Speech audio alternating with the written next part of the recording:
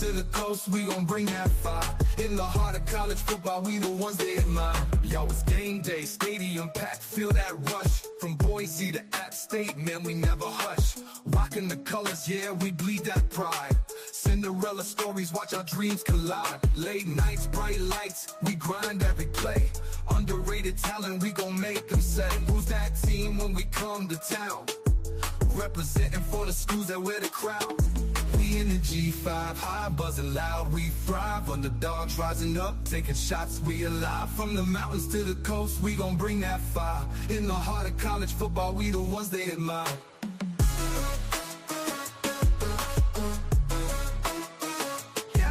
Yo, it's game day, stadium packed, feel that rush. From Boise to App State, man, we never hush. Rocking the colors, yeah, we bleed that pride. Cinderella stories, watch our dreams collide. Late nights, bright lights, we grind every play. Underrated talent, we gon' make them say, who's that team when we come to town? Representing for the schools that wear the crown. We in the G5, high, buzzing loud, we thrive. Underdogs rising up, taking shots, we alive. From the mountains to the coast, we gon' bring that fire. In the heart of college football, we the ones they admire. They them on the stage.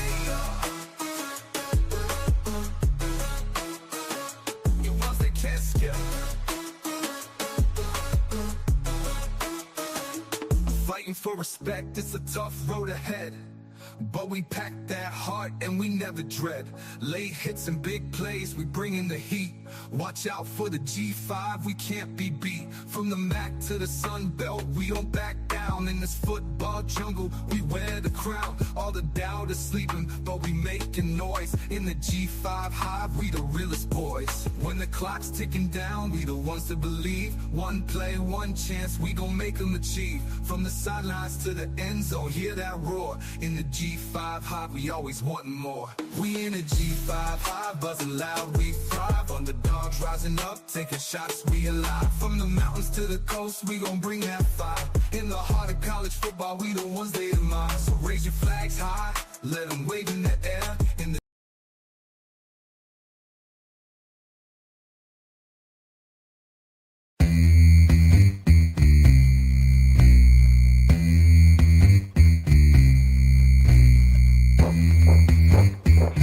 forward, gets out of a tackle, now turns on the Jets, up to the 30, the 20, 10, 5, Torrey Horton back to the end zone. 28-yard play, guess who? Body, up the middle, making another move, to the outside, 15, 10, end zone again. Keeps it, nice move by Brown, he's got space, he's got 6. 35-yard touchdown for Byron Brown, a record-setting night for the South Florida quarterback. Third down so far, a little bit of a high snap. Genty right up the middle. Genty has room. Ashton Genty, give him 6. Second and long. Lagar tries to fit it in. Runnels, it does. Runnels stays up. The Suns offense 4-3 wheels. Incredible effort for Runnels. The G5 Hive. All G5, all the time. Welcome to the G5 Hive Live. We are excited to bring you the G5 college football coverage you love each and every week. I am Luke. I am joined by my co-host, Justice. 2 weeks in a row. Some say it's heating up when I got my finger pointing the right way. A week ago, we needed 3 subscribers to get to 500 on YouTube. We asked for your support, and you guys delivered. You guys didn't disappoint. We had 33 more subscribers to the channel this past week. We appreciate all the support we received this last week, all year long, but we're not done growing. So wherever you are, wherever you're watching or listening to us, we would greatly appreciate you heading over to YouTube, hit that subscribe button. The G5 Hive merchandise store is now live. Link in the YouTube video comments, as well as pinned to our X page and on the bottom of the screen. If you're watching us on YouTube, again, please hit that like and subscribe button. If you're watching us on X, please give us a follow, a like, a retweet. Like I said, we are growing, and we want to keep growing and keep giving you guys the things that you want to hear from the G5 each and every week. Again, if you're listening to us in podcast form, please rate and review. Justice, How's it going? Good, man. How are you? It's a Monday night. I'm not at home, so it's things are a little disheveled for me. But that is the dedication the G5 Hive will give you. Justice on the road brings the stuff good enough to get this done. Look at this. No matter where we are, you traveled a little bit. Coming home tomorrow, is that right? I come home Wednesday. Wednesday. Yeah. Got to see some snow. I'm up in Pennsylvania. Got to see some snow last night. It was pretty cool. Being here in Iowa, we had a whole bunch of ice. We had an ice storm Saturday, just caked vehicles, everything. So, ice a big thing here in the Midwest. Before I left to go out of town, though, I had a pretty cool experience on Saturday evening. I got to help our friends, the Monarchists, who cover ODU athletics. I got to help them do some stuff with some football recruits on Saturday night, and that was pretty cool. So got to meet some freshmen that are committed that will be there in January. I got to talk with some transfer portal guys that have not yet committed, and some junior college guys as well that have yet to commit. But yeah, it was a great time. I got to talk with head coach Ricky Ronnie for about 30 seconds. That was cool. But yeah, good stuff. All right. Well, let's get into our G5 Hive Players of the Week. I guess I'll just call them our bowl week, but they're also the commander-in-chief. So there's like one kind of regular season. It's a postseason type game. Doesn't go towards the regular season. I don't know what to call it, but we're just going to call it the Bowls. So my offensive player of the week is South Alabama wide receiver Jeremiah Webb. Webb broke the IS-4S Salute to Veterans Bowl receiving yards record with his performance on Saturday night. Webb had 6 receptions for 182 yards and 2 touchdowns. He added 1 carry for 18 yards. On top of that, Webb's 182 yards accounted for 67.2% of the Jags' receiving yards on Saturday. His 2 receiving touchdowns were the only touchdowns through the air for the Jags. Webb was like 7-11 on Saturday. He was always open. Congratulations to Jeremiah and the Jaguars on the bowl win Saturday night. So for my offensive player of the week, quarterback Blake Horvath for Navy. He threw for 107 yards and 2 touchdowns through the air while adding 204 yards and 2 touchdowns on the ground. Blake led the midshipmen to the end of victory over the Army Black Knights, and they captured the 2024 Commanders Cup. Congratulations, Blake. For my defensive player of the week, defensive tackle, nose guard Landon Robinson, also of Navy. Landon turned in a strong performance this week with 13 tackles, 3 solos, and half a tackle for loss to lead the midshipmen to the 2024 Commanders Cup. It's the first time Navy has held the Commanders-in-Chiefs trophy since 2019. Congrats to Landon and his on the great performance, and to all his midshipmen teammates on their victory. My defensive player of the week, South Alabama safety Jaden Boyson. Jaden had 9 tackles on the night. 4 were solos. He had a critical tackle on a run up the middle for Western Michigan. The ball carrier kind of got lost in the pile, and he kind of shot out, but Boyson was there to make a big tackle. Without it, the Broncos probably would have had a nice long touchdown run, or at least a very big play on their hands. Boyson has been very dependable for the Jags this year, and Saturday night was no different. Congratulations to Jaden, and again, to the South Alabama Jaguars on the bowl win. All right, let's get right into it. What does the Swarm need to know? So, don't have a ton of news and notes this week. It's mostly coaching stuff. We do have some award stuff there at the end. Once again, we'll talk about transfer portal news later on once we know everyone's in the portal and get some more destinations for some of these guys.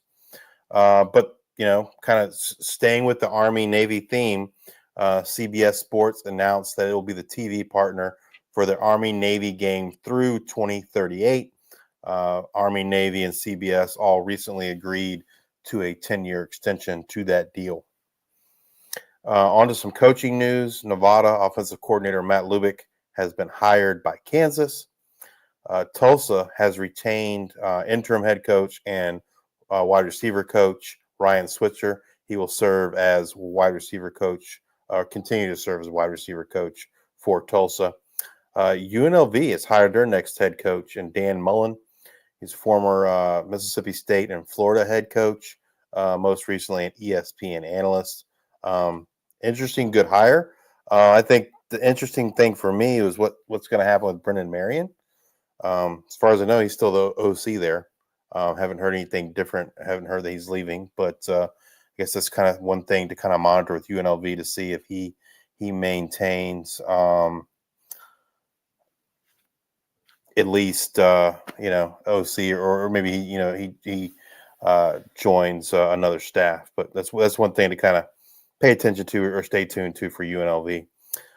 Tony Franklin is named the new offensive coordinator for Louisiana Tech.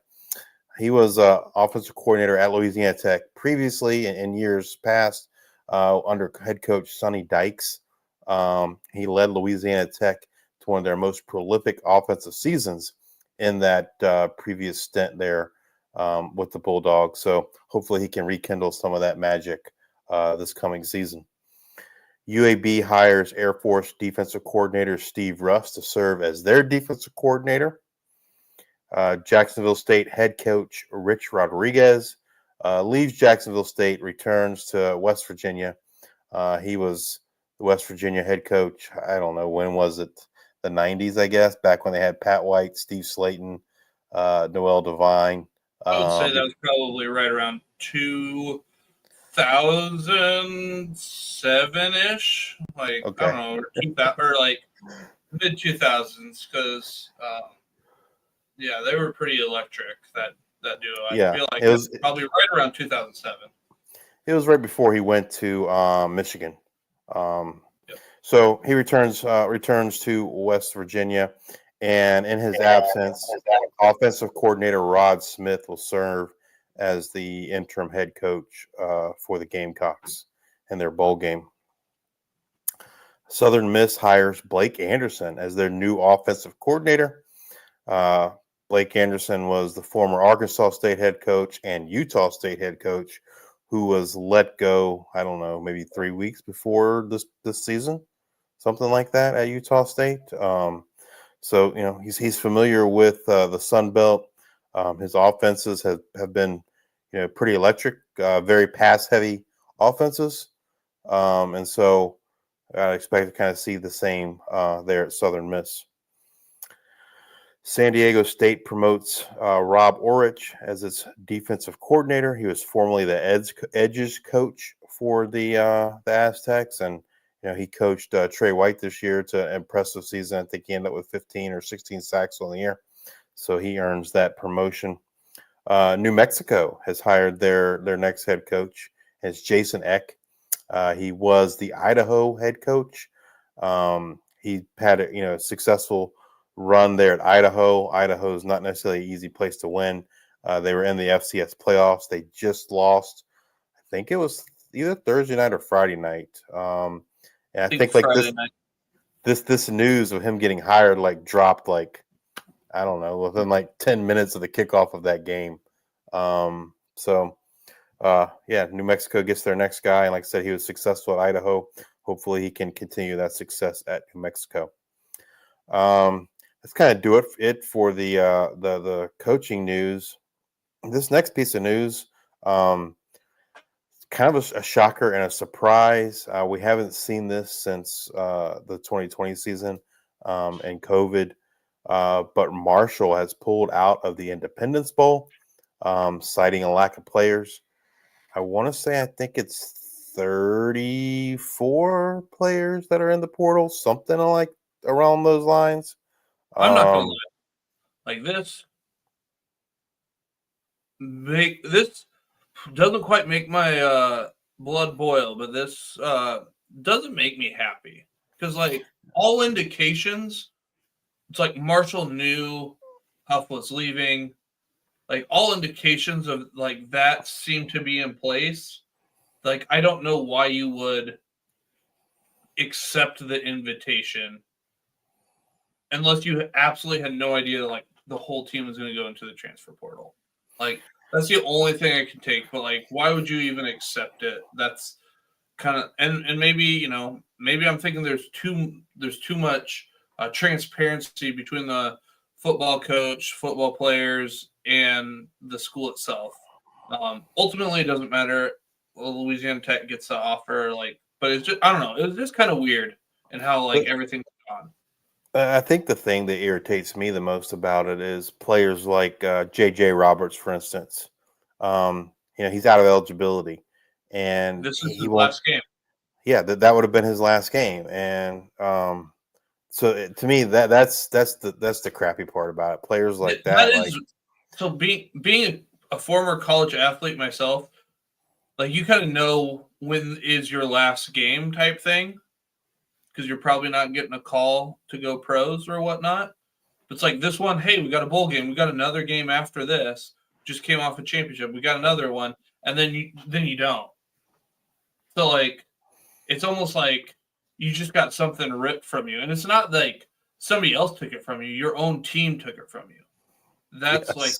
that's the shitty part. Yeah, absolutely. I mean, that's the kind of guy. I mean, that's the guys I feel for, because that they gave their all to Marshall, had one last game, and their teammates kind of took it away from them.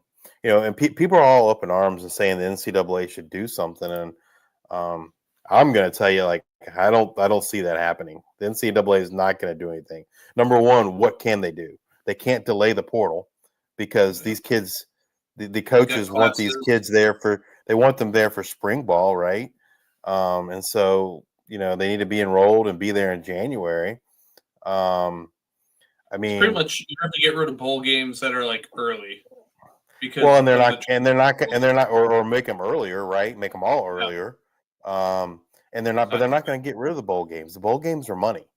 No matter which way you shake it, they're money. Does the product on the field suffer? Absolutely, it does. But at the end of the day, that doesn't change the bottom line in terms of the money, and so it's not going to change. I don't see it changing. It's just something that I think teams will have to consider when this situation happens. I mean, you look at Marshall won the bowl game. He was gone the next day. I'm sorry, won the conference championship game. Huff was gone the next day, but the same thing happened at Ohio, and they won the MAC championship. Tim Albin was gone the next day, and the last I checked, not a single Ohio player is in the portal. So, there's we went from one extreme to the other, but it's just something like it kind of like shows the college football world as it is today, right? And it is, it sucks for those players that don't get to play a last game. I mean, they go out as champions, so that part's awesome, but it just sucks for them. They don't get to play that last game. I'm sure they were looking forward to that.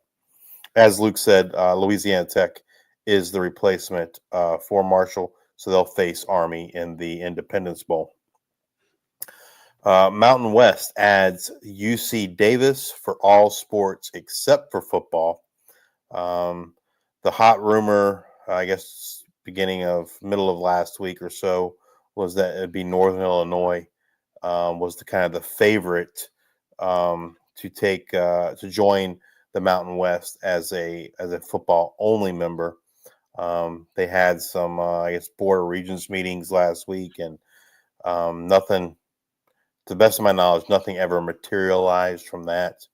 So stay tuned to see who will join the Mountain West.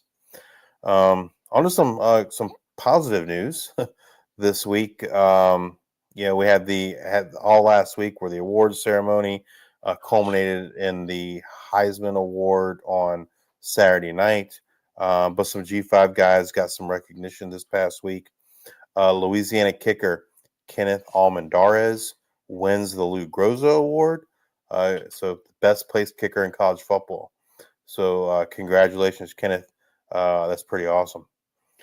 And Boise State running back Ashton Jeanty, he wins the Maxwell Award, which goes to the most outstanding player. He also won the Doak Walker Award, which goes to the top running back in college football. And he was the runner-up in the Heisman Trophy, which is also a most outstanding player award. It's close. It's close. Closest since 2009, I believe, when why am I blanking on the running back for Stanford? I did this last time we talked. Oh, gosh. Yes. Toby Gerhart. Toby Gerhart got second. Yeah, this was the closest since then. I believe Mark Ingram maybe won it that year in 2009. Yeah, disappointed that Ashton didn't win, but I kind of expected it, I guess, to a certain extent, especially after the awards ceremony on, was it Thursday night on ESPN, and kind of seeing how that went. I didn't have a lot of hope that he would win. I certainly hoped he would. He would have gotten my vote, but at the end of the day, he didn't get it. But doesn't take away from the great season that he had. Phenomenal season. He has a chance to break Barry Sanders' record in the first playoff game at the Fiesta Bowl. So yeah, and just a great human being, man. I think in today's current society and world, and it just it's refreshing to hear Ashton and see him talk and listen to the things he says. He was the only player, was it on Friday, that wore like Boise State stuff, represented his school. He had a lot of interviews last week. If you haven't had a chance to check those out, I encourage you to check them out. He was asked why he didn't do the Heisman pose all season long, and he was like, I stopped doing it because it's not about me. It's about my team. It's about us winning. It's about us going to the playoffs. I don't know, he's a very humble person, consummate professional. He to me, he's something all athletes should aspire to be like him, right? Just a great human being. There's not much more I can say about Ashton. And that's going to kind of do it for our news and notes for this week.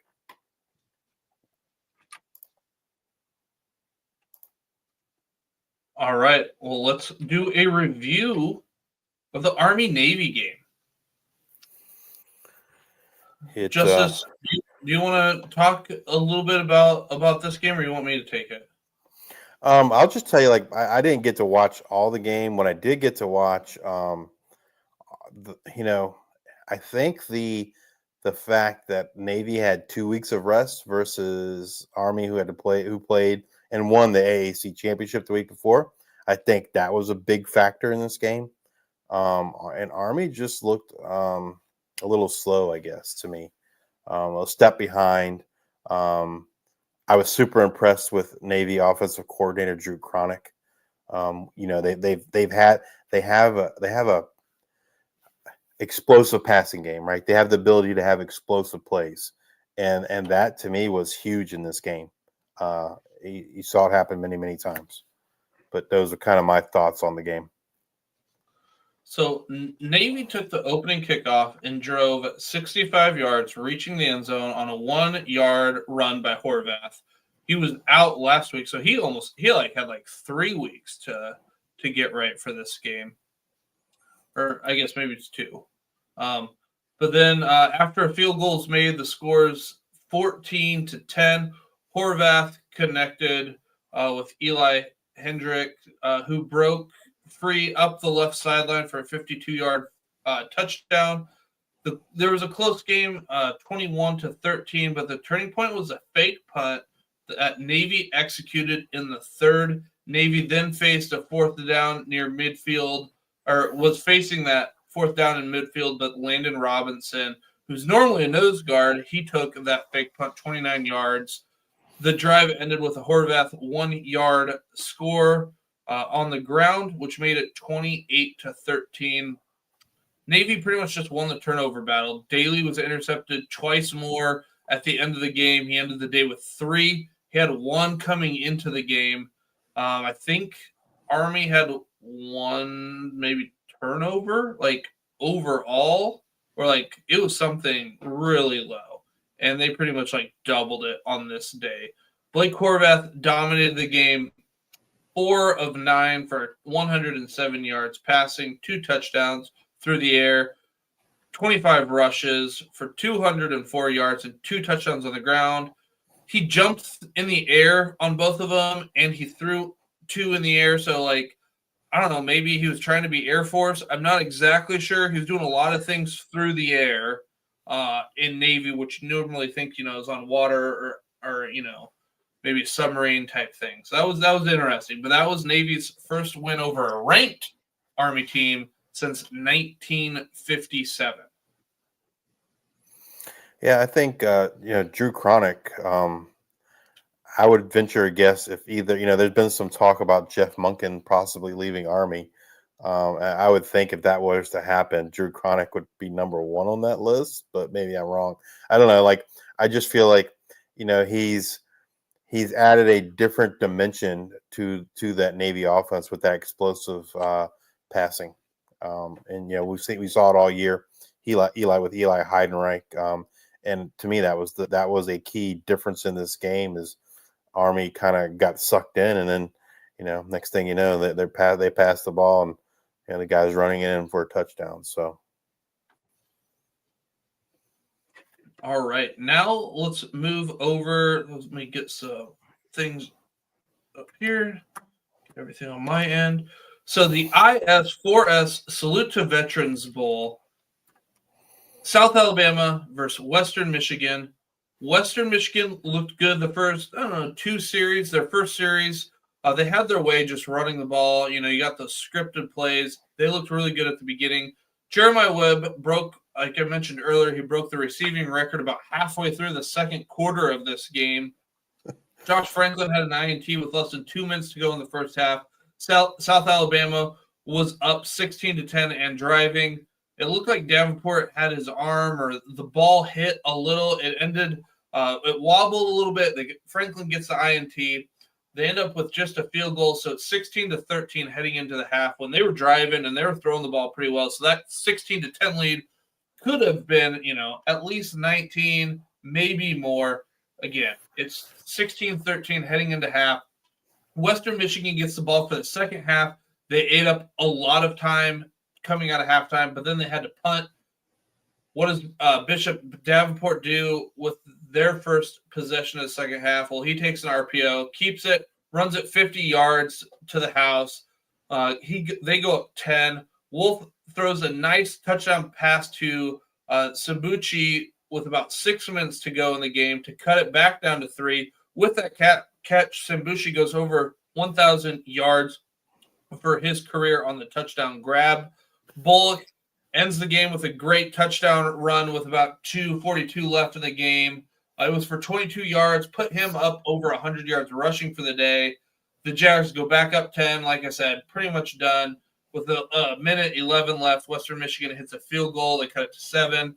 But ultimately, South Alabama gets the win. They had 534 yards of offense, which was a bowl record. And South Alabama wins, like I mentioned, 30-23. That is their second bowl win in a row for South Alabama. Yeah, one thing I would point out, because I had some folks ask me about it. Gio Lopez did not start in the game, but he announced last week he's returning to South Alabama. So it wasn't because he didn't play in the game because he was in the transfer portal. He didn't play in the game because of injury. He's been battling a turf toe injury all season long. I don't know, was it like week 3 maybe or 4?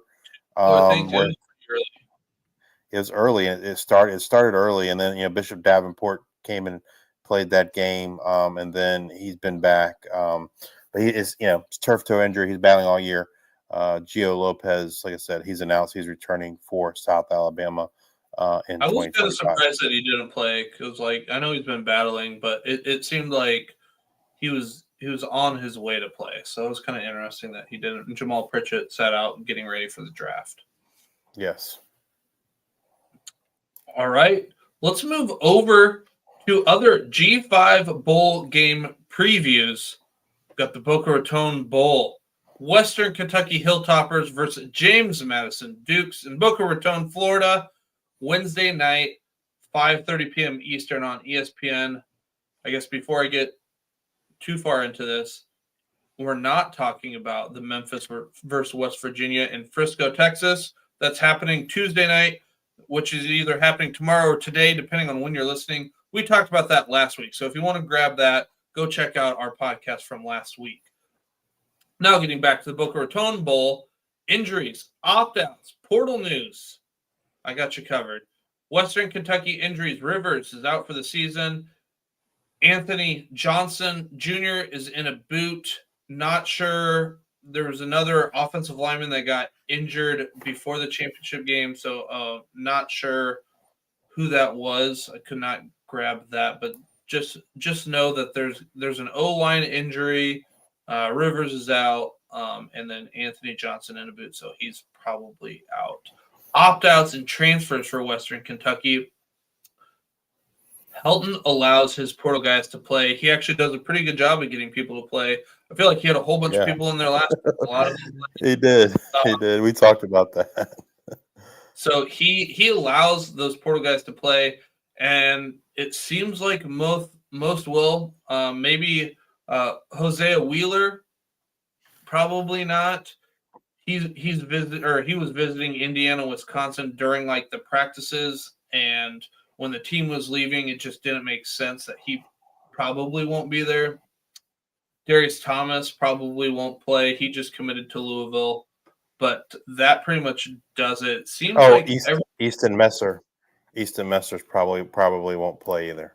Probably won't play either. But everybody else. The expectation is Veltkamp will, should play. Just something to note there. James Madison, QB Alonza Barnett, he's out. Atkins will start, but we'll also probably see a little bit of true freshman J.C. Evans. Left tackle Tyshawn Watt missed the whole season with a knee injury, but he's likely to play. He'll still be able to redshirt this season. He was a preseason all Sun Belt, and if healthy, that is a big upgrade for the team. Jesse Ramel, he's going to hit the portal. He's not going to play. And then as I go in here to opt-outs and transfers, D-line Darnold Dengaway, he just committed to Rutgers about a week ago. He will not play along with Jesse Ramel, but they should be getting, like I said, Tyshawn Wyatt back at left tackle. Now, Justice is going to take it over with players you need to know from each team.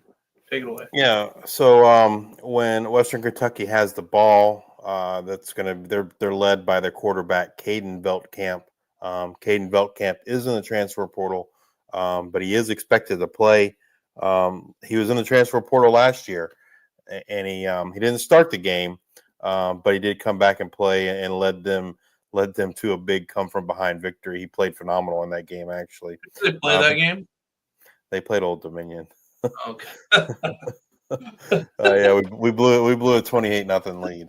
Or 28-point lead. I don't remember if it was 28-0. Sorry to bring up the memories. Yeah. Yeah. But yeah, the expectation is that Caden Veltkamp will play in this game. When he's throwing the ball, his Easton Messers and Keyshawn Johnson are probably his two top targets. Like I said, we don't expect Easton Messer to play in this game. So look for Keyshawn Johnson, and I would probably Dalvin Smith would be the next man up kind of for the Hilltoppers there at receiver. Keyshawn Johnson was kind of their leading receiver in the regular season. And then running back Elijah Young. They use him a lot. He's the man on the ground, but they'll pass the ball to him too a lot too. Use him out of the backfield in wheel routes. That was really effective against Old Dominion last year.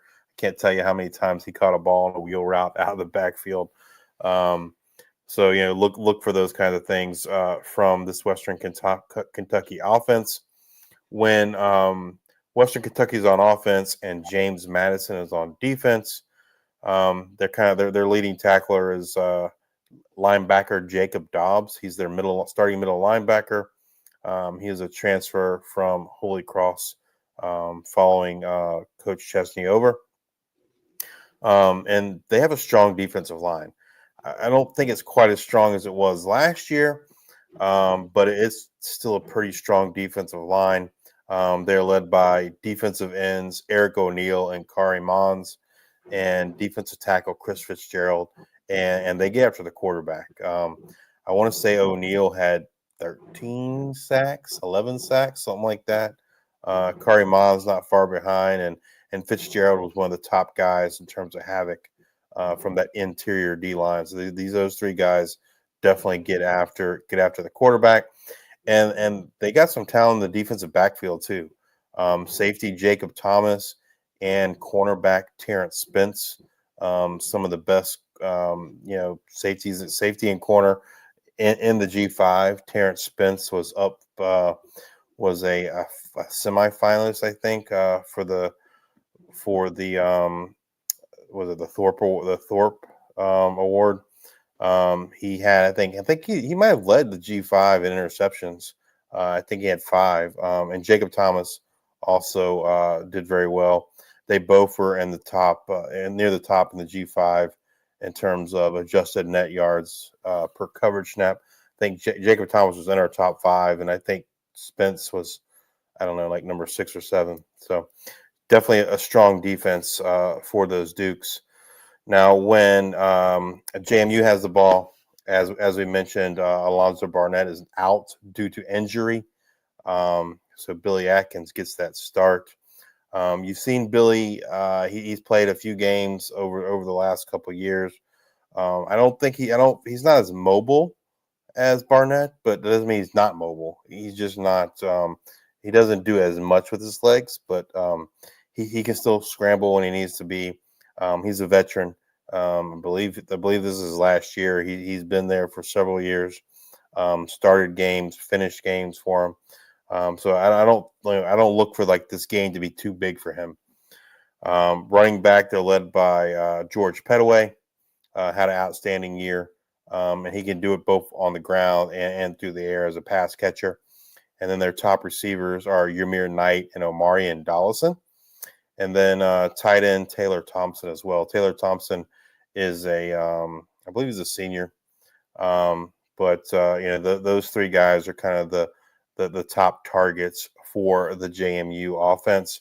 When JMU has the ball and Western Kentucky's on defense, the big question for me is where the pass rush is going to come from. We mentioned Hosea Wheeler's in the transfer portal on that D line.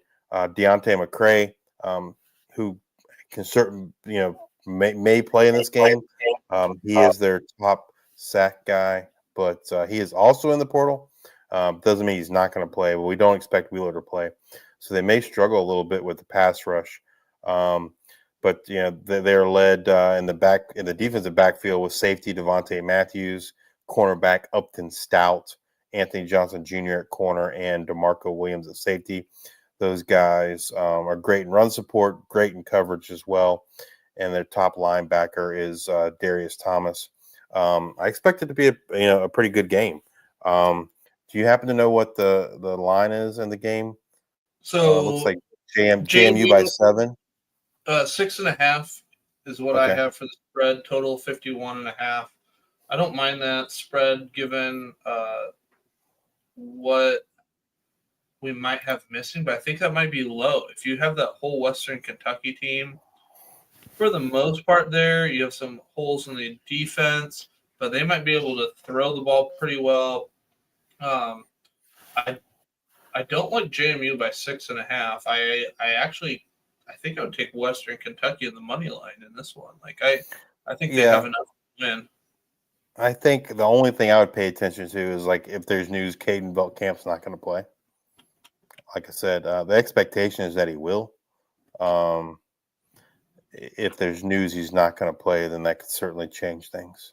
That's kind of that would be what I'd be looking for. But yeah, I tend to agree with you. I think if the line's that high, then I would favor the Western Kentucky side. All right.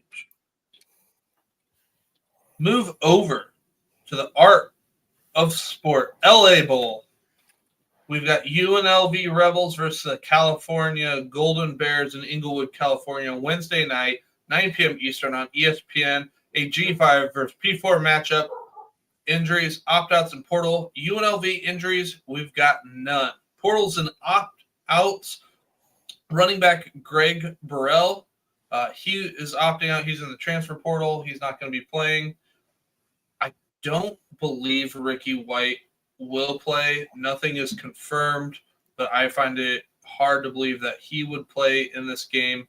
And then California, I don't got anything for you. We're here, the G5 Hive. We're doing our best to get into those P4 news and notes from those teams, but it's a little bit tougher. We got a good network of people here in the G5, so don't have anything for you on the California front. All right, players to know.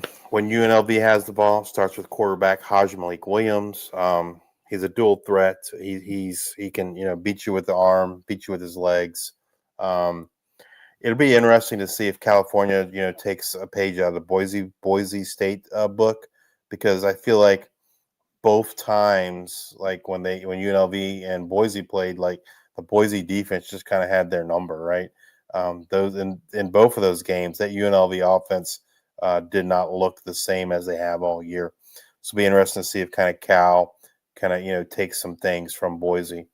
But you got Malik Williams at quarterback. Like you said, we don't expect Ricky White the third to play, but if he's not playing, the other guys to look to in that passing offense is Jacob DeJesus.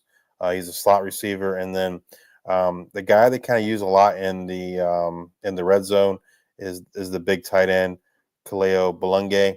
I think he has 5 or 6 touchdowns. So he definitely one of the bigger targets in the red zone. And then running the ball, they got Jaden Jet Thomas and Kylan James. Kylan James had a big run in the last game against Boise State in the Mountain West Championship. So both of these guys, good running backs. I don't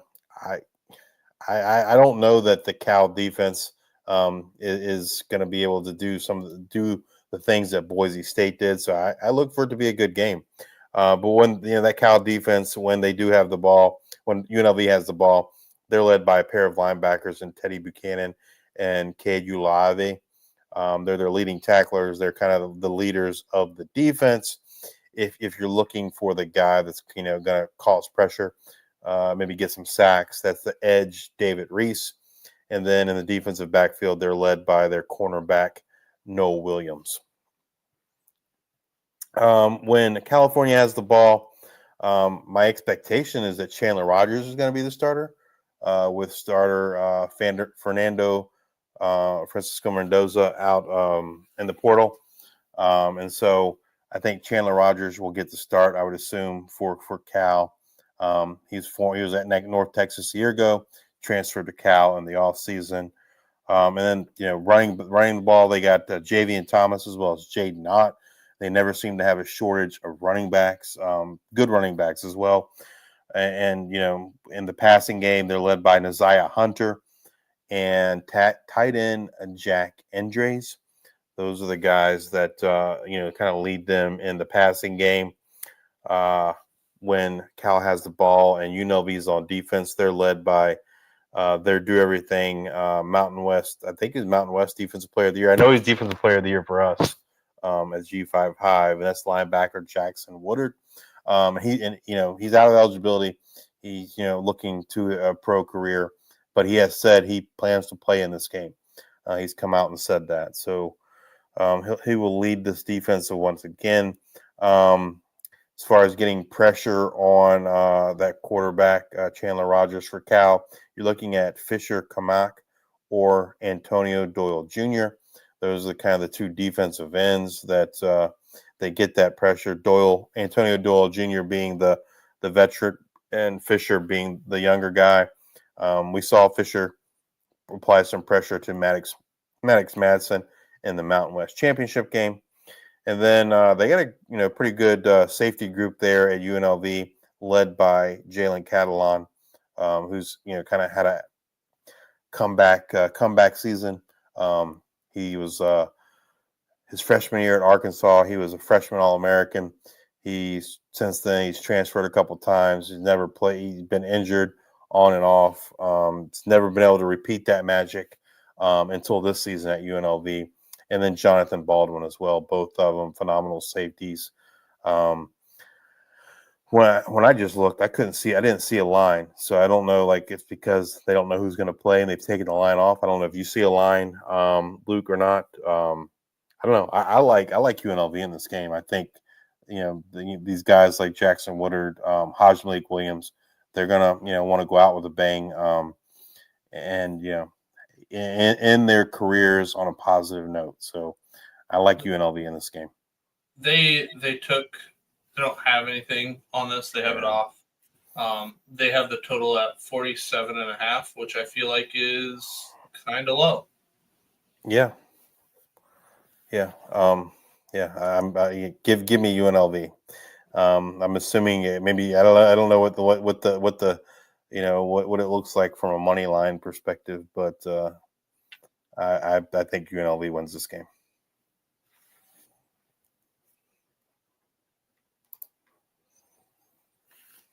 All right. Moving over to the RNL Cares New Orleans Bowl, we've got Georgia Southern Eagles versus Sam Houston Bearcats in New Orleans, Louisiana, Thursday night, 7 p.m. Eastern on ESPN2.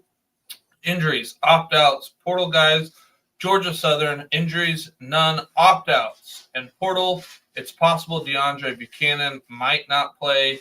He's recently entered the portal, but that would really only affect kickoff returns, not much more than that. Sam Houston, injuries, none. Opt-outs, portal guys will play in the game. So if they're in the portal, sounds like they will suit up no matter where they were. Obviously losing coach there. So this game will be a good one. Looks like full strength Sam Houston versus Georgia Southern. Players to know. Georgia Southern has the ball on offense. Looking at quarterback J.C. French.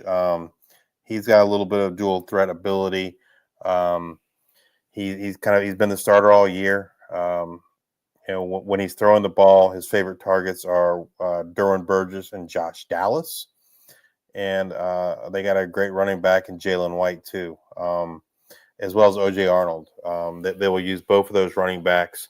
They'll spread you out and then hit you with the running backs. I feel like they've been up and down, like on offense. They haven't been super consistent, but when they're on, they're on.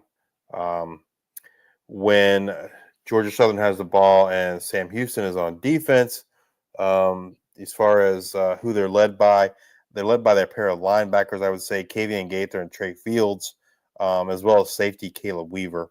Caleb Weaver is in the transfer portal. And then Isaiah Cash, his running mate there at safety, is also in the transfer portal. Gaither has seen this team. He was on the team when they were in FCS. I don't think he was there when they won the FCS championship. I could be wrong about that. I don't think he was. But he's seen them come from FCS to the possibly they had a shot there to make the Conference USA championship game. So he's experienced. He's a good linebacker, good leader. Expect that they'll be ready to play. When they're looking to get pass rush, it's Chris Murray. Chris Murray is in the transfer portal as well, but he is their top pass rusher for the Bearcats. When the Bearcats have the ball on offense, they're led by dual threat quarterback Hunter Watson. He's been injured on and off throughout the season, but obviously they've had a couple weeks to rest up, so he should be close to healthy. And then when they're running the ball, all three of their running backs are in the portal. Jay Ducker, DJ McKinney, Jack Harrisabek. But they utilize all three of them. And any of the three could have a big game, any given night. All great running backs. Sam Houston offense, I think they like to run the ball with either the quarterback or the running back. And then, when they kind of lull you in, they like to hit the deep ball, right? And the guy they're throwing that deep ball to is wide receiver Quavez Humphreys. And then also Noah Smith. Noah Smith has been banged up some this year, but he returned in their last regular season game. And then also wide receiver Simeon Evans. Those are the guys that they look to throw it to. But like I said, I think it's primarily a run-based offense, whether it be Hunter or one of the running backs, and then they try to hit those big plays. And Justice, Hireback just said he's not going to go to the portal. I don't know if that was today or yesterday. So he's actually going to come back. So he's the one guy that's not in the portal. All right.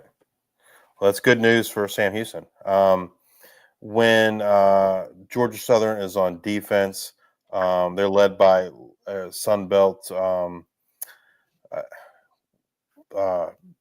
leading linebacker Marquise Watson Trent. He was one of the top linebackers in the Sun Belt. He was on our All Sun Belt team, and he was on the official All Sun Belt team as well. And when they're looking to get pressure, it's edge Davion Rhodes, who kind of gets that pressure for them. And then their top corner is Chance Gamble. But it's really Marquise Watson. He's the one that kind of makes this defense go. He's the leader on and off the field, vocally and statistically. And so look for a great final game in the Marquise Watson Trent career. I think Georgia Southern's favorite in this game. I personally think I'd rather have Sam Houston. I think they're assuming they're at full strength. Their defense has just been lights out all year. Georgia Southern is favored by 6, 48.5 total. And Sam Houston's supposed to be at full strength, so I like the Bearcats. Yeah, I mean, I think they've been more consistent, throughout the year. Georgia Southern, I feel like she's been very up and down, very inconsistent. And so for that reason, I give the lean to the Bearcats, and if all the portal guys are going to be there, that's a pretty stout defense. So.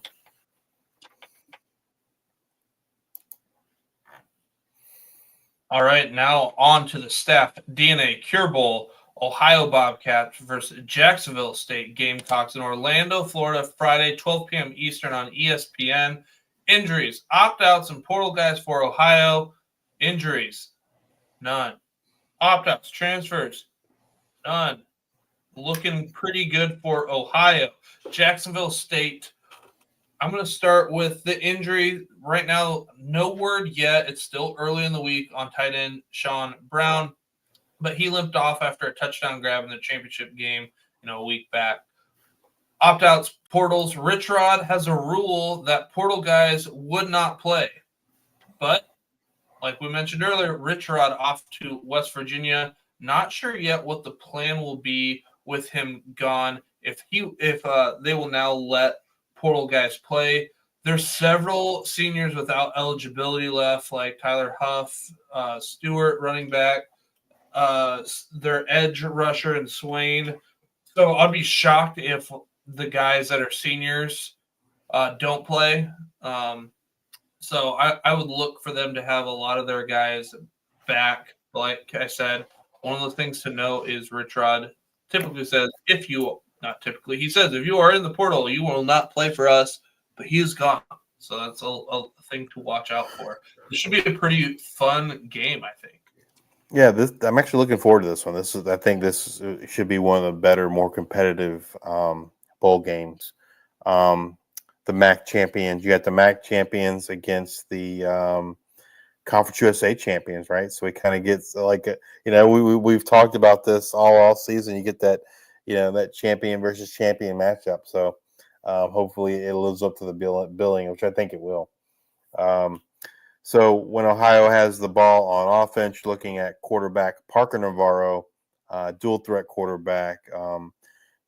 in my opinion, played the best game of this year, of his season in the MAC championship game. It might not have been his best game statistics wise in terms of just pure numbers, but man, he looked in complete control of the offense, running the ball, passing the ball. It was, I thought he played phenomenal. When he's passing the ball, he's looking to wide receiver Coleman Owen or Chase Hendricks. And then the Bobcats are led on the ground by Anthony Tyus, who, has had rushed for over 1,000 yards this year. Had some really big games early in the year, and they kind of used him, I feel like, towards the end of the game as like a battering ram, so to speak, right? And kind of wear you down and run some clock there at the end. When and if Jacksonville State has some losses because of the portal, it's going to be on the defensive side. They've got quite a few defensive guys in the portal. Safety Fred Perry's in the portal. Safety Zachariah Poyser's in the portal. But combined with safety Antonio Carter, those are kind of their leading tacklers. Then they have edge Reginald Hughes and Jawan Campbell, as well as J-Rock Swain that Luke mentioned earlier. Those are the guys kind of applying that pressure. None of those guys are in the portal, and so those guys should play. And then at linebacker, they have Alicia Hale and Kaiwan McCray. So to me, I think this Jacksonville State defense again played phenomenal against Western Kentucky in the Conference USA Championship. It's just really going to depend on if these portal guys play, right? They have some quality backups, at the safety spot, but I don't, if they lose too many starters, got to wonder like how the defense will look. And so that's definitely something to pay attention to, is to see if we get any official word on the portal guys for Jacksonville State. I think Jacksonville State on offense is going to be just fine. Quarterback Tyler Huff and Trey Stewart. I'm assuming they're just going to do what they've done all year and pound the rock. Both of those guys, great runners. Tyler Huff had an amazing game in the Conference USA Championship, and Trey Stewart kind of sealed the deal for him. So those are the two guys that know. Those are the two primary offensive weapons for the Gamecocks when they're throwing the ball. Look for wide receiver Cam Vaughn and Sean Brown. If Sean Brown can play, that's going to be huge for them. He's a good target and a good weapon in the red zone. So I think it'd be a little bit of a blow for them if Sean Brown is unable to go. As we mentioned, he was carried off in the Conference USA Championship game on that. He scored a touchdown the first drive, and after that touchdown, he was carried off, did not return. And we have not heard anything about his availability for this bowl game. When Jacksonville State has the ball and Ohio is on defense, they're led by their defensive ends, Bradley Weaver and Marcel Walker Burgess, two of the best in the G5 in terms of getting pressure on their quarterback. And then they have a pair of top linebackers too, and Shea Taylor and Blake Leak. Shea Taylor, gets it done in run support. He also helps apply that pressure. And then in the defensive backfield, they probably get safety Austin Brawley back. They tried. There was some thought that he might play in the MAC championship game. He was unable to go. He warmed up, but he just at the end of the day wasn't able to go. I expect him to play though in this bowl game, and that'll be huge for the Bobcats getting safety Austin Brawley back. And they have a pair of really talented corners as well, and Roman Parody and Tank Pearson.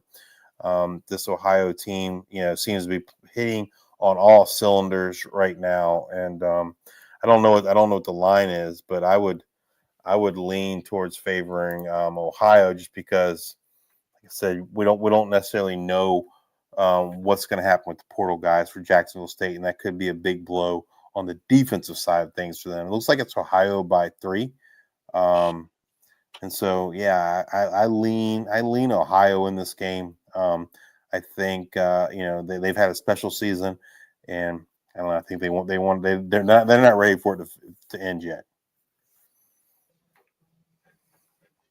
All right. Let's move over to the Union Home Mortgage Gasparilla Bowl. Tulane Green Wave versus Florida Gators in Tampa, Florida, Friday, 3:30 p.m. Eastern on ESPN. Injuries, opt-outs, and portal. Tulane, no injuries. Opt-outs, transfers. Quarterback Darian Mensah, he's off to Duke. He will not play. DN Matthew Fobbs White and defensive tackle Parker Peterson will not play for Tulane. That is it for injuries and opt-outs for them. Florida injuries.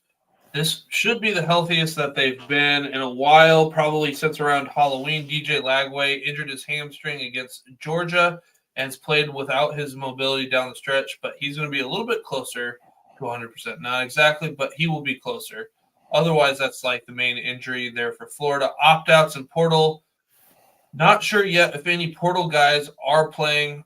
Right guard Georgia entered the portal. One of the defenders, Jack Pyburn, he hit the portal. He's not much of a stats guy, but he's the energy. He's the soul of this team. Physicality along with leadership. Doubts he's going to play. It will be kind of curious to see how Napier uses the game to highlight some seniors like Montrell Johnson, who came with him from the University of Louisiana, versus getting game experience for some younger guys who will have bigger roles next year. That's just something to kind of watch out for and what something that Florida could do. But that's all I got for injuries and opt-out portal news. Players to know. So, as Luke said, when Tulane has the ball, quarterback Darian Mensah is not going to play. He is off to Duke. But Ty Thompson is going to start. Ty Thompson is in the transfer portal, but he is going to start the game. That's what we've heard, so far.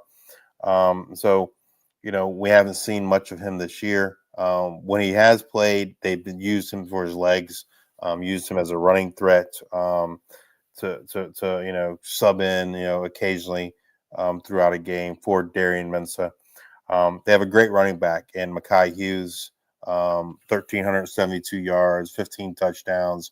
I think he's only the third Tulane player with back-to-back 1,000 yards in their career. So I'm sure that they're going to rely heavily upon him.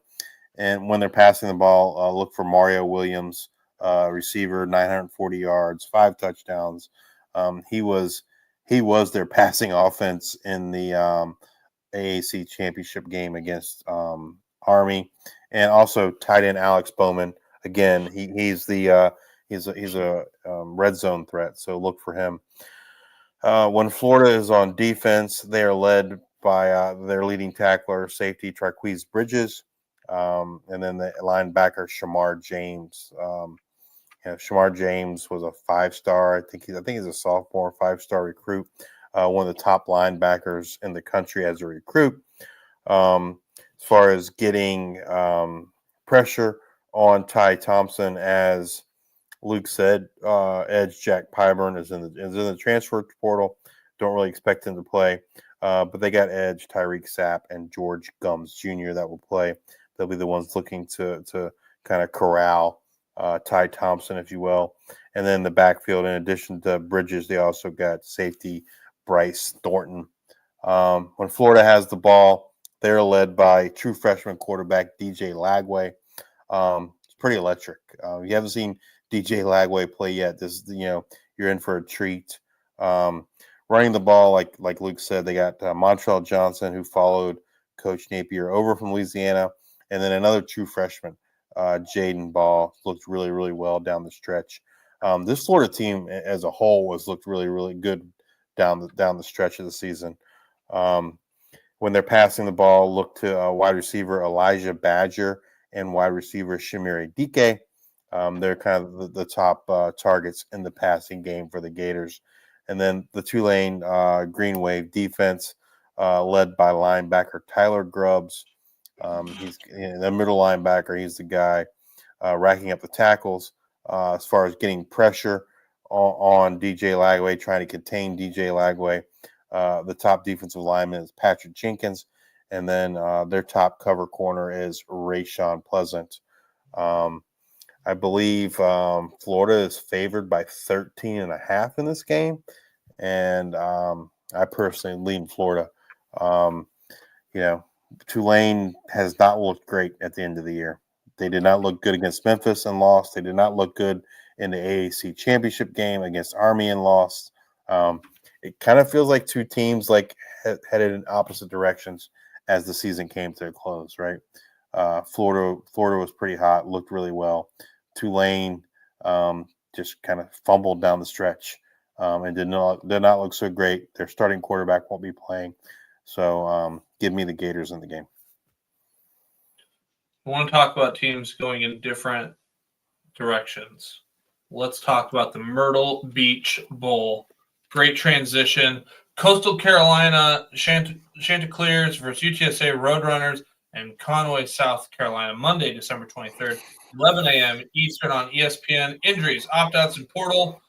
Coastal Carolina, no injuries. Opt-out, portal guys, all portal guys will not play. They just had a Washington running back go to the portal. I think they're on their fourth string quarterback. They'll get Ed Hudson will be starting. You'll get to that there. He was formerly at North Carolina. I mean, it's kind of a home game there for Coastal Carolina in a sense. It is a home game. It is a home game. Yeah. You're at your fourth string. It's just things aren't looking great going into the game. UTSA, injury-wise, no injuries, opt-outs and portal guys. So this is like, kind of reading between the lines here. Like anybody that's major, I'm going to expect that if they're in the portal, they're not going to play. With the exception, there'll be some depth guys that are in the portal that will suit up. So I'd say if there's any like major guys in the portal that are going to be game changers, I don't expect them to play, but there'll be a few of them, if that makes sense. Who do we need to know? All right. Like you said, Coastal Carolina is going to be led by quarterback Tad Hudson. Their starter Ethan Vasco's in the portal. The backup Noah Kim is in the portal. So kind of leaves Tad Hudson, who was a pretty high recruit for North Carolina, but transferred to Coastal Carolina in the offseason. He's going to kind of get his first action of the year. When they're running the ball, look for running back Braden Bennett. He's going to be their guy. Like you said, Christian Washington's in the portal now, so that kind of leaves Bennett as the man to kind of lead that room. And then when Hudson's throwing the ball, look for wide receiver Jamison Tucker. When UTSA is on defense, they are led by their edges. Their edge, Jamori Robinson, had an outstanding close to the season. And linebackers Martavius French and Jamal Ligon. And then defensive backfield are AAC Player of the Year, cornerback Zob Frazier. I think he might have led the NCAA in interceptions, I think, with 6. Outstanding season for him. And like you said, this UTSA team as a whole is kind of, been coming on strong. They struggled in the beginning of the year, but the second half of the season, they really kind of turned it on. Why they do that? Quarterback Owen McCown. He just really got things going in the second half of the year. And then, running the ball, they're led with Robert Henry and Brandon High.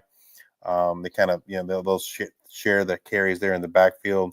And, Devin McEwen, wide receiver, they got him back the last game of the regular season. He had missed a few games with injury. But they also got William McCoy, David Amador, and tight end Houston Thomas.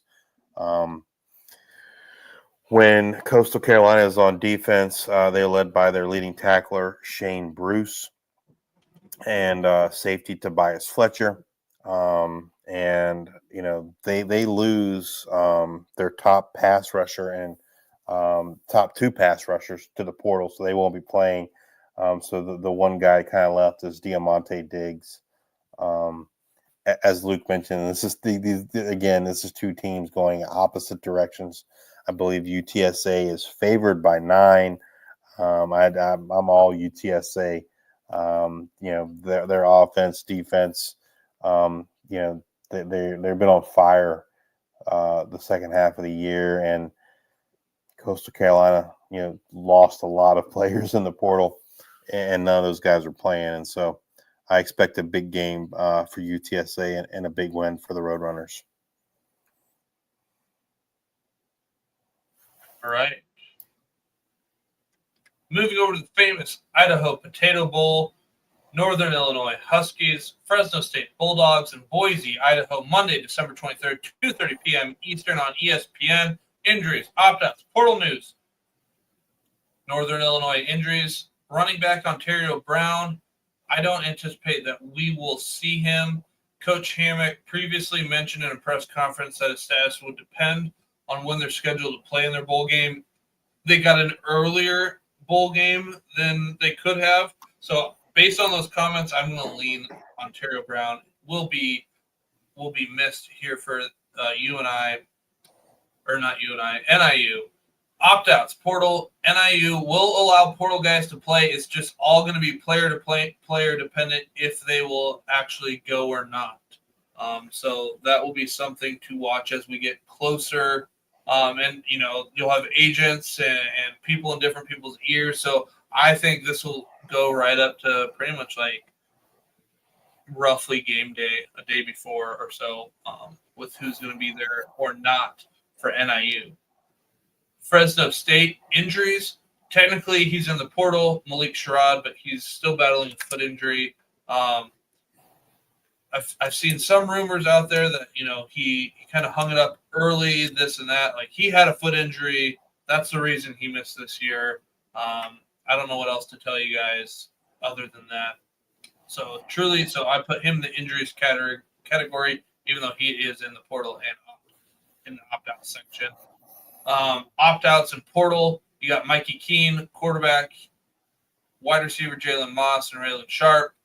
Defensive line, Gavril Lightfoot and Jacob Holmes. Quarterback, Cam Lockridge, Alzion or AZ Hamilton, and Julian Neal. They will all be out. Expect to see some very inexperienced players playing. Secondary, including the nickel, will be very, very young. Luckily for Fresno State, Northern Illinois isn't known for passing a lot. So take it away, Justice. Like you said, Northern Illinois on offense, they're not prolific passing the ball. Their quarterback, Ethan Hampton, is in the portal. He had already committed to Wake Forest, and then with their coaching change today, he's back in the portal. I personally don't expect to see Ethan Hampton. I think it'll be quarterback Josh Hoist. Hoist has started some games from this year.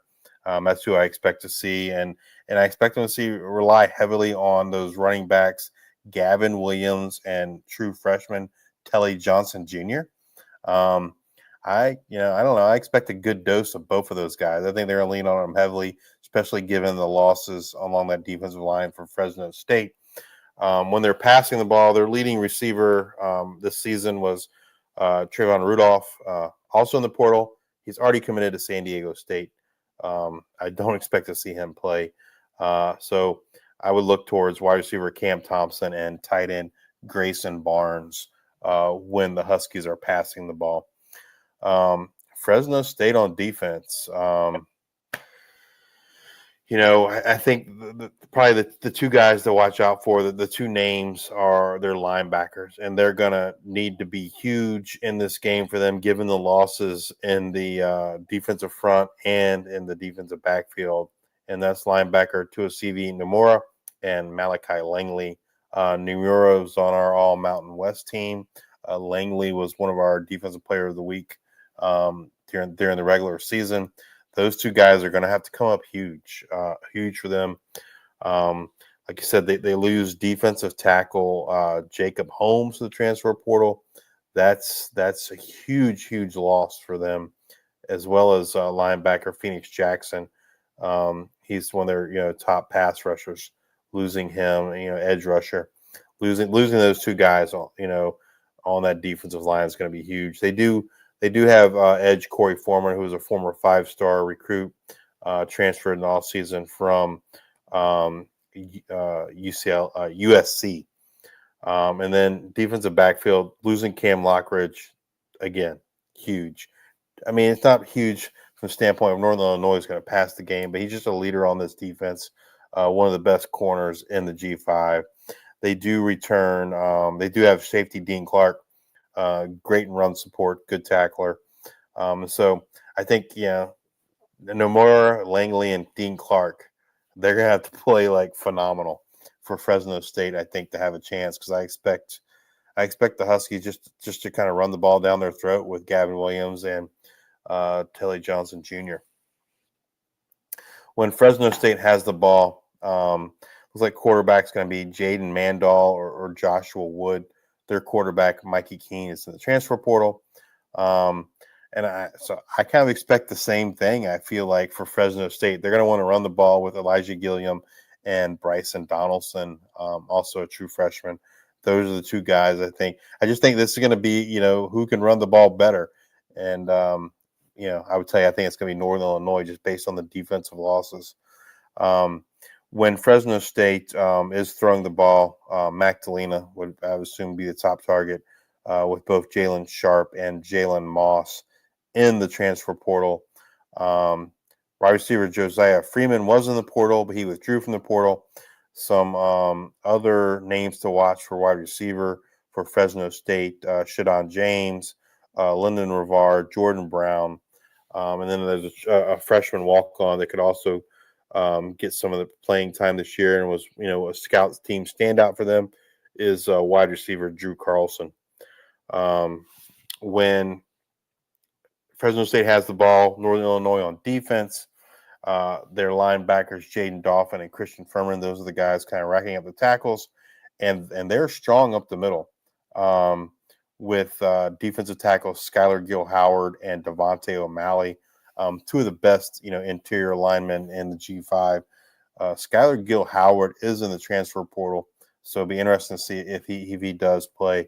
And then when they're looking at pass rush, that's defensive end Roy Williams. And they have a capable backfield, defensive backfield as well, and safety Nate Valcarel and cornerback Jason Profit. This Northern Illinois defense is stout. They're pretty good against the run. Obviously, if they lose Skylar Gill Howard, that'll impact it some. But I just think it's going to be who can run the ball better and who can stop the run. And for me, that's Northern Illinois. I think Northern Illinois' defense is stronger. They don't have the losses that Fresno State does. And I feel like that's kind of been Northern Illinois' MO all year, right? Run the ball and play solid defense. And so they're not really having to change what they do so much when Fresno State has way more losses on both offense and defense given the portal. And so for me, give me Northern Illinois. Let's see. The spread is Northern Illinois -3. Yeah, I think they win by more than 3. Over-under is 39.5. Again, kind of what I said. It kind of shows you it's going to be who can run the ball better. Two teams that are looking to run the ball and play solid defense. And I think that's just going to favor the Northern Illinois Huskies.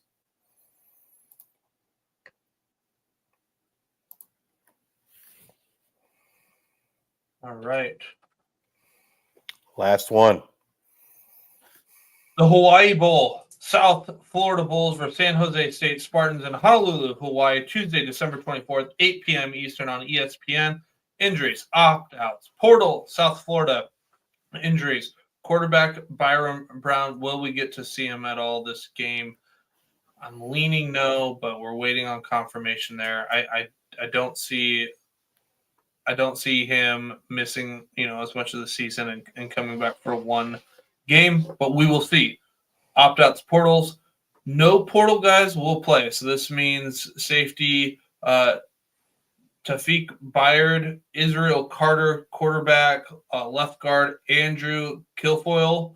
Those guys will not play. So being out, a quarterback, I guess, kind of your third string, even though Justice really thought he should have got some run. Out left guard, out with your safety. Will not play. Will we have Byron Brown? San Jose State, injuries, there's none. Opt-outs, portal guys, cornerback, DJ Harvey, defensive back, Michael Dansby, punter, Dino Beslogic, and linebacker Alexander Cobbs are not expected to play. Who do we need to know? All right. So when South Florida has the ball, I expect quarterback Bryce Archie to kind of start this game. He started pretty much since Byron Brown got injured. He's kind of been the man for them, and he's kind of played up and down. He's had some good games and some not so good games. Running the ball, they're led by Kelly Joyner and Naquan Wright.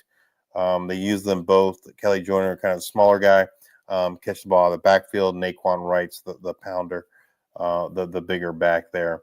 And then in the passing game, look for wide receiver Sean Atkins. Kind of, it's his final game of his college career. I'm sure he's going to want to go out with a bang. And then wide receiver Michael Brown Stevens, him and Atkins are the two top receivers for the South Florida Bulls. On defense, San Jose State's led by linebackers Jordan Pollard and Jordan Cobbs. They both great tacklers, great in run support, can also provide some pass rush. Defensive tackle Sawani Toa, the best defensive lineman for San Jose State. Again, he's good against the run. Great interior defensive lineman, one of the best in terms of also getting pressure on opposing quarterbacks. And then in the defensive backfield, the loss of DJ Harvey, I think, is going to impact San Jose State. He is one of the top corners in the G5, so that's going to be a big loss for them. But they do have safety Robert Rahimi, who does return. When San Jose State has the ball, they are led by quarterback Walker Egan. Also, quarterback Emmett Brown. He's in the transfer portal, but he will suit up. I don't expect him to play unless something happens to Walker Egan. Walker Egan's been there, the man in terms of has the coaching staff confidence the last half of the season, and he's been very up and down. We saw how bad he was against UNLV, and then he turned around and played phenomenal against Stanford, and they beat Stanford in the season finale. So, we'll have to see which version of Walker Egan shows up. And when they're running the ball, they're led by Floyd Chalk the fourth. But this is the spread and shred offense. They're looking to sling it all over the place, and they have a trio of phenomenal receivers. And Nick Nash, the Triple Crown winner in college football, led all of college football in receptions, yards, and touchdowns. And then Justin Lockhart, if Nick Nash is the 1A, Justin Lockhart's the 1B, and then Trayshawn Hurry. All three of these guys are phenomenal. Nick Nash, and I expect Nick Nash and Lockhart to both, have over 100 yards receiving each in this game. When South Florida is on defense, they're led by linebackers Mac Harris and Jalen Schuler. And in the defensive backfield, they have Taven Ward. I think that San Jose State wins this game. The current line is San Jose State -5. I personally would go up to like 6.5 if it moves that high. I don't know. South Florida has not been impressive at all this season, even when Byron Brown was there. I think the San Jose State defense is better than the South Florida defense, and I think Nick Nash and company are gonna just roll on the offensive side and get the win for the San Jose State Spartans.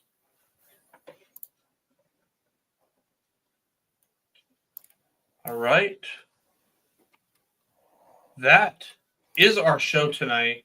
Come back to join us next week as we discuss what happened in the G5 Bowl games, as well as look forward to our next set of G5 Bowl games. And as always, bring you up to date on all the latest news and happenings in the world of G5 college football. If you're watching us on X, please give us a retweet, a like, and a follow. If you're watching us on YouTube, please hit that like and subscribe button.